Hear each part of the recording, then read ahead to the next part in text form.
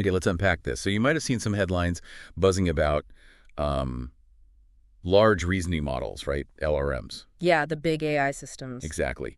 And the story is they seem to hit a wall, a kind of hard limit. Especially when they're faced with certain complex tasks, yeah. Right, like classic logic puzzles, Tower of Hanoi, Yeah. river crossing, that kind of thing. Mm-hmm. Some research came out suggesting their accuracy well, it collapses beyond a certain complexity level. Yeah, it collapses, which sounds pretty significant, doesn't it? Oh, absolutely. It raises big questions. Like maybe we found the edge. Yeah. The boundary of what these models can genuinely think. And look, understanding if AI has these hard reasoning limits it's critical work. Evaluating capabilities is essential. Definitely. But the paper we're diving into today offers a really fascinating counterargument. Yeah. What if that apparent collapse isn't actually a failure of the AI's reasoning, its core thinking? Okay. What if it's actually a flaw in how we were testing them? Okay. And that sets up our mission for this deep dive perfectly then. Right. We've got this paper here, and it's got a rather provocative title, The Illusion of Thinking. Yeah, it's a mouthful. It really takes a detailed look at those specific experiments, the ones from that earlier paper, Shojaee and colleagues, right? Yeah. The one reporting the accuracy collapse. That's the one. So our goal here is to go through this new analysis and really understand why they argue those original findings might have been, misleading. Exactly. What does this new paper highlight? What are the key issues they found with the original testing? So this paper really zeroes in on three primary issues with the experimental setup used in that original study. Three main things, okay? And they make a pretty strong case, arguing that these issues, rather than some fundamental lack of reasoning ability in the models, are what really explain those performance drops. Okay, intriguing. So you mentioned three big issues. Let's dive into the first one. What's the main problem this paper identifies, particularly with those Tower of Hanoi tests? Well, the first big finding is surprisingly practical, actually. Okay. The paper argues that the models weren't necessarily failing to reason out the more complex Tower of Hanoi solutions. They were failing because they were hitting their physical output token limits. Token limits, like the amount of text they can produce. Exactly. Think of a token as roughly a word or part of a word. The original evaluation required the model to output the entire step-by-step sequence of moves. So not just the final answer or the method, but literally typing out every single move, like move disk 1 from A to B, move disk 2. Precisely. And for potentially thousands or even tens of thousands of steps for the harder problem. Right, because Tower of Hanoi solutions get long really fast. Exponentially long in terms of moves. Yeah. The number of tokens to write it down also grows very quickly, maybe quadratically, with the number of disks, n. So how does that relate to the limits?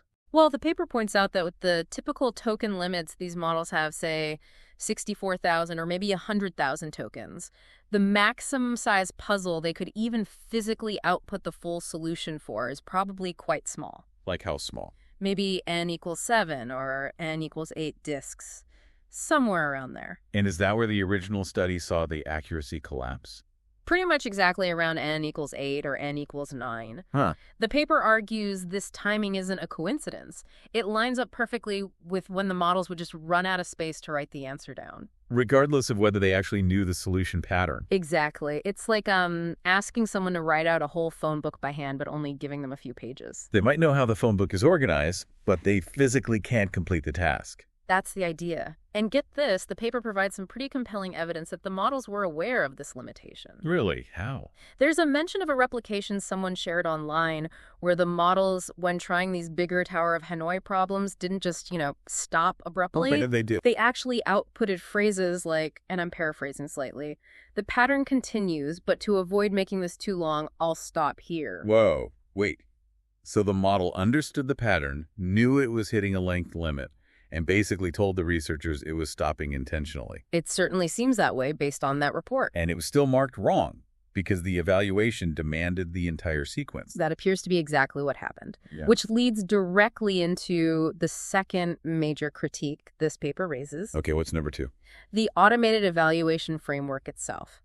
The system used in the original study to score the model's outputs. What was wrong with it? It was apparently very rigid, just checking if the full, complete sequence of moves was outputted, character for character, perfectly. So it had no way to tell the difference between a model that genuinely got the logic wrong And a model that simply hit the token limit, Or maybe even, as that quote suggests, chose to truncate its output because it recognized the constraint. So this rigid scoring basically misclassified a practical output limitation as a fundamental reasoning failure. That's the core argument for this second point. Yes. Okay, that feels like a massive blind spot.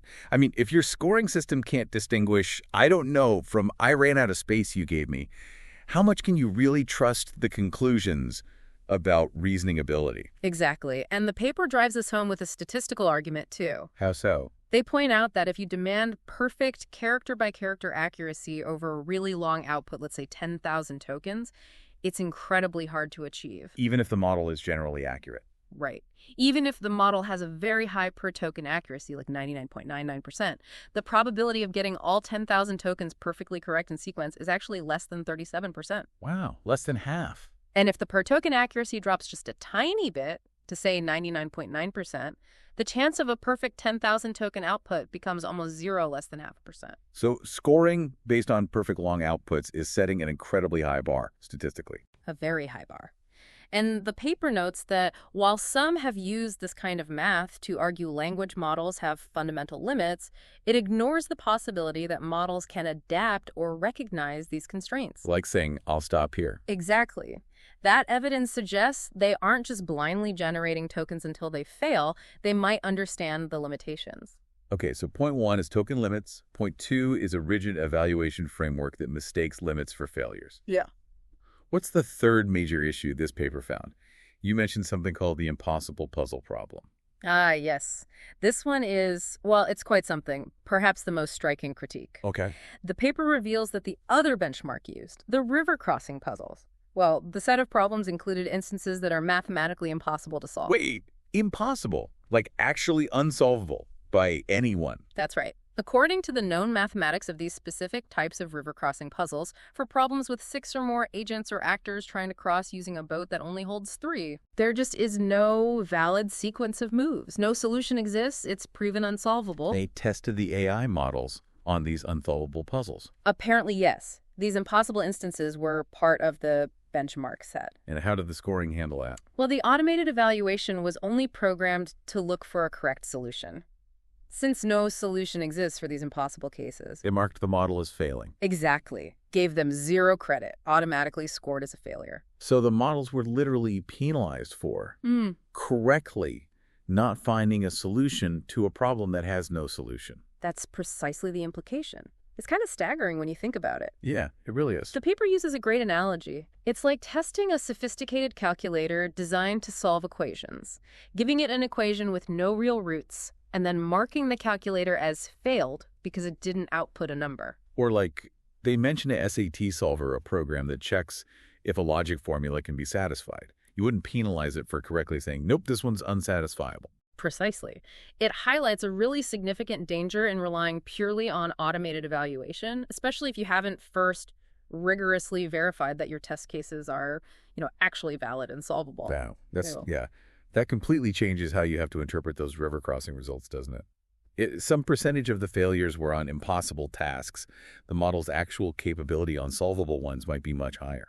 It certainly throws the overall accuracy collapse narrative into serious question for that benchmark, too. Okay, so given all these problems, token limits, rigid scoring, impossible puzzles, what does this new paper suggest is a better approach? Especially for something like Tower of Hanoi with those super long solutions. Right. So they didn't just critique, they also ran some preliminary experiments using a different method. Okay, what did they try? Instead of asking the model to output the full, exhaustive list of moves for a big Tower of Hanoi problem, like N15 disks. Which would be, what, thousands and thousands of moves? Like 215 minus 1? Yeah. Huge? Exactly. Astronomical. Far beyond any current token limits. So instead, they asked the model to output a short piece of code, specifically a Lua function. A function? Like a program? Yeah, a little program that, when you run it, generates the correct sequence of moves. Ah. So instead of asking for the finished cake, you asked for the recipe. That's a perfect analogy, yes. You're testing if the model understands the algorithm, the underlying method for solving the puzzle, not just its ability to type out a massive list under strict constraints. And what happened when they tested it that way? Well, this is where it gets really interesting. Using this recipe approach, models like Claude 3.7 Sonnet, Claude Opus 4, OpenAI's O3, Google's Gemini 2.5, They showed a very high accuracy. Even for N15. Well, one with a massive solution. Yes, even for N15. They successfully generated the correct Lua function, and crucially, they did it using relatively few tokens, often under 5,000, well within standard limits. So by simply changing how you ask for the answer from the enormous list to the compact algorithm, the models that supposedly collapsed suddenly look quite capable. Exactly. It strongly supports this paper's central argument. The limitation observed wasn't necessarily in the model's core reasoning about the power of Hanoi algorithm, but rather in the constraint of the output format and the evaluation system demanding that specific long format. Precisely. And there's one more related point the paper makes about complexity. Okay. It critiques the metric used in the original study to measure how complex a puzzle was. They used something called compositional depth, which was basically just the minimum number of moves in the solution. So longer solution equals more complex problem. That was the assumption. But this new paper argues that's a flawed way to think about complexity. It confuses the length of the solution execution with the actual difficulty of finding or figuring out that solution. Okay. What's the difference they're highlighting? They point to Tower of Hanoi again. Yes, it has an exponentially long sequence of moves, that 2n1 thing, but the actual decision process at each step, once you know the recursive algorithm, is very simple. Like there's only one logical next move, usually. Pretty much. The paper calls it an O1 decision process. The difficulty of deciding the next move doesn't really grow as the puzzle gets bigger. It's computationally easy at each step. Just lots of steps. Okay, and how does that contrast with river crossing? River crossing puzzles require far fewer moves in total, maybe around 4 times n. But finding each move is much harder. It involves complex constraint satisfaction, who can be left with whom, boat capacity, etc., and requires searching through many possibilities. So more thinking per step, even if fewer steps overall. Exactly. The branching factor, the number of options to consider at each stage, is much higher. River crossing is known to be computationally hard, NP hard, in fact. Tower of Hanoi isn't, despite the long output. Okay, I see. So if we connect that back, it explains why a model might seem okay generating hundreds of steps for Tower of Hanoi, following a simple pattern, but then struggle with a 5-step river crossing problem. Precisely. Because the river crossing problem might require much more complex search and constraint checking, even if the final answer is short. So the key takeaway there is that solution length alone isn't a great measure of problem-solving difficulty. Right. A good complexity metric needs to reflect the actual computational effort or search required, not just how long it takes to write down the answer once you found it. Okay, so let's try to sum this all up. This paper seems to make a really compelling case that the accuracy collapse reported in that original study, well, it might not be proof of a fundamental hard limit on LRM reasoning capabilities after all. Yeah, I think that's a fair summary. The original results from Shojaee et al. Are still interesting, but this new paper reframes them. How so? It suggests those results are maybe more valuable as highlighting sort of engineering-level insights or limitations of the testing setup. Like what specifically? Like, yes, models do have practical output token limits we need to be aware of. Yes, automated valuation systems can be blind spots if they aren't designed carefully. Yeah. They might miss actual capabilities or critically fail to account for impossible test cases. And yes, simply counting the number of steps in a solution isn't always the best way to judge how computationally difficult a problem really is.